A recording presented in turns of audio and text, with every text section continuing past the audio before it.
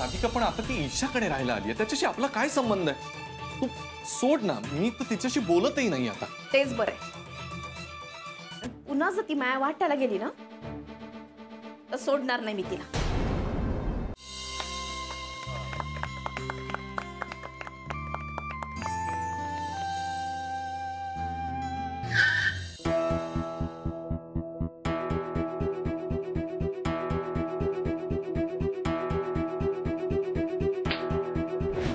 Hello, हा भक्ती base, तिचं तुमच्याशी काही भांडण झालं का?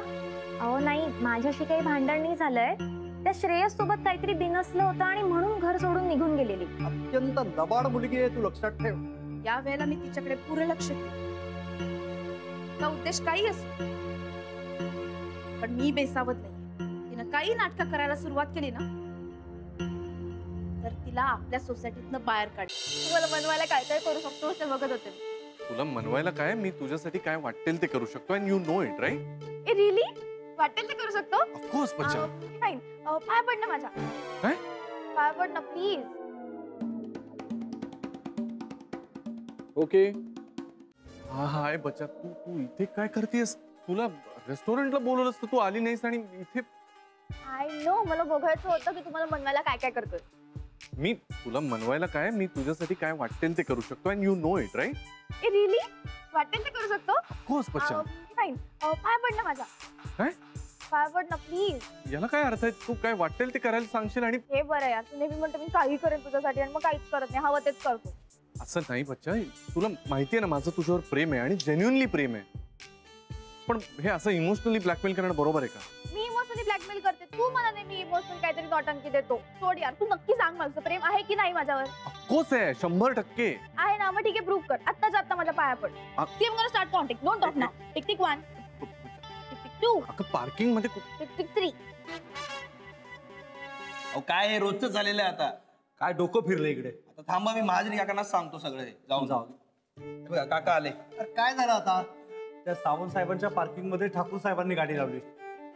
डोक्याला ताप झालाय सगळा. अरे काय चाललंय तुमचं, मला कळतच नाही. बरं थांबा इथेच, मी येतो बघून. टिक टिक 8, ऐक ना प्लीज ना. टिक टिक 9, असं नको ना करूस. टिक टिक 9.5, अगं इथे सगळ्यांसमोर 9 3/4. तू please. Okay fine, I am going. नाही नाही नाही. ओके, तुला हेच हवंय ना? हा, तरच तुला पटणार आहे ना? हा. ओके थांब.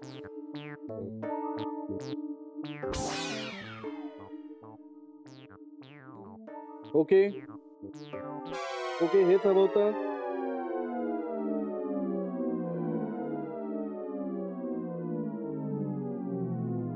काय ओके का? झालं समाधान? अरे तू इथे काय करतोयस? तुम्ही? अरे माझं सोड, तू असं झोपलायस का? ते काही नाही, मी व्यायाम करत होतो. अरे हा कुठला रे व्यायाम? सूर्य नमस्कार घालत होतो. काही प्रॉब्लेम आहे तुम्हाला?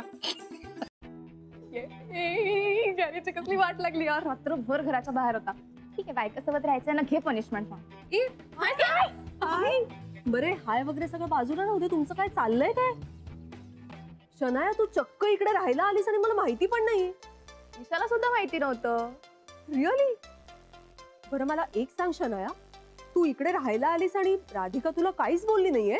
ती खूप बोलली ऑब्विसली, लाईक युजुअल. पण काय करणार आहे, गुड फॉर नथिंग. असं समजू नकोस हा. आपण आत्ता इकडे उभे आहोत आणि एकमेकांशी बोलतोय, ही खबर सुद्धा तिच्यापर्यंत पोहोचली असेल. तिचं नेटवर्क किती स्ट्रॉंग आहे माहितीये ना तुला? हा, आणि आता नाना नानी इकडे नाहीये, पण तरीही मला तुमच्या दोघींशी यापुढे खूप सांभाळून बोलायला लागणार आहे. तरी एक बरं आहे की राधिका आजकाल कामात असते, त्यामुळे ती दिवसभर घरीच नसते. व्हॉट काम? ते डबे आणि मसालेच ना. What else does we do? तिने शॉप काढलंय म्हणे. शॉप? हो, मसाल्यांचं. अगं इकडे मयूर नगर आहे ना जवळ, तिकडे जागा सुद्धा खूप छान मिळाली म्हणे तिला. हा, तरीच काल ती गॅरी सोबत कुठेतरी जात होती आणि काहीतरी मुहूर्त मुहूर्त करत होती.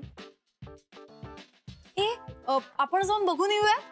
हा, एक मिनिट, काय कुठे जाऊन बघूया? काय चाललंय? बरे आहात ना? शनया, जास्त शहाणपणा करायला जाऊ नकोस आता प्लीज. परत तुम्ही दोघींनी काही केलं ना तर मोठा प्रॉब्लेम होईल. आणि शनया, तुला इकडनं परत जायला लागेल. ओ प्लीज, मी इथून कुठेच जात नाहीये. आणि यार, मला जाऊन बघितलंच पाहिजे. ती जर का सगळं काम व्यवस्थित करत असेल तर गॅरी परत जाईल तिच्याकडे. आणि त्याआधीच मला तिकडे जाऊन तिच्या सगळ्या प्लॅनिंगची वाट लावली पाहिजे.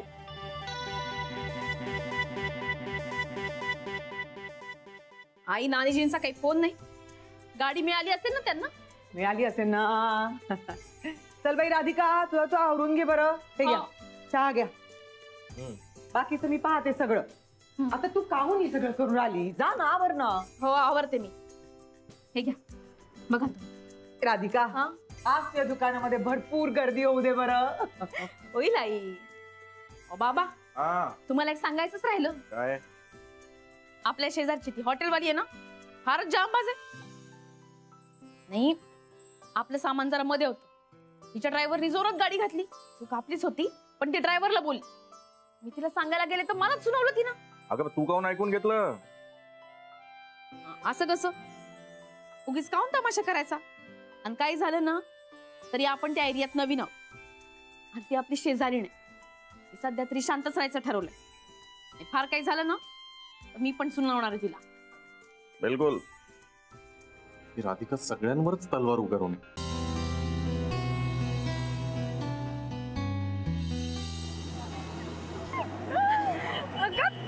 घेतलीस गाडी? रेवती, गाडी आली आपली. बाबा, आली बाय. गाडी आली. काय? ही पाकिल्ली. अरे वा वा वा. मी तर हिला बावळटच समजत होतो, पण आता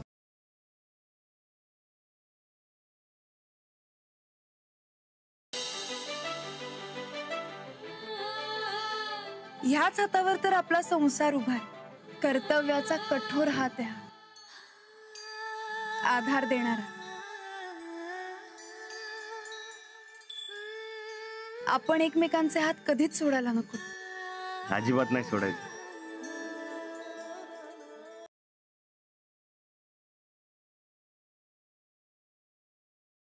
तूच आहेस ना मांजर?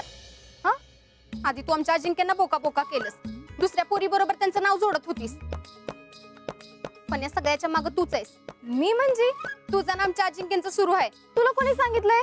नुसतं वरवर दाखवायचं की काय नाही, पण आतनं काय? आतनं तुम्ही कुठल्या तरी बागेत भेटायला गेला होता, हे खरं आहे का नाही?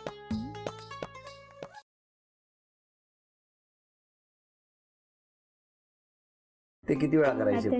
असंच काही सणवार वगैरे असला तर फोन करायचे, मग बोलायचे आत्याचा मुलगा आहे म्हणून आवडायचा तर बोलायचे फोनवर. नाही पण शनिवारी कशाला फोन करायचे तुम्ही? सणवार असल्यावर. शनिवारी सणवार मला वाटलं फक्त शनिवारी फोन करायचे. आणि यांचा स्वभाव कसा आहे? वैदींचा स्वभाव चांगला आहे, पण छोट्या छोट्या गोष्टींवर कायम रडते ती.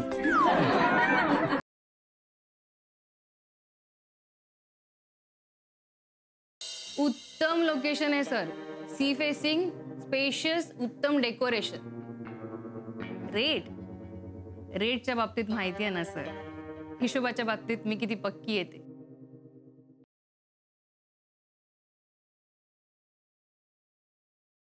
गौरी जी, उन्हें तो ऐसा लगेगा ना कि हमने आपको सपोर्ट नहीं किया और आपकी नौकरी छूट गई. नाही, ते असं काहीच विचार करणार नाहीत चेफ. कारण त्यांचं आणि माझं बोलणं झालं. खूप खुश होते बाबा. मला म्हणाले की आता सगळं विसरून होणाऱ्या बाळाकडे लक्ष दे.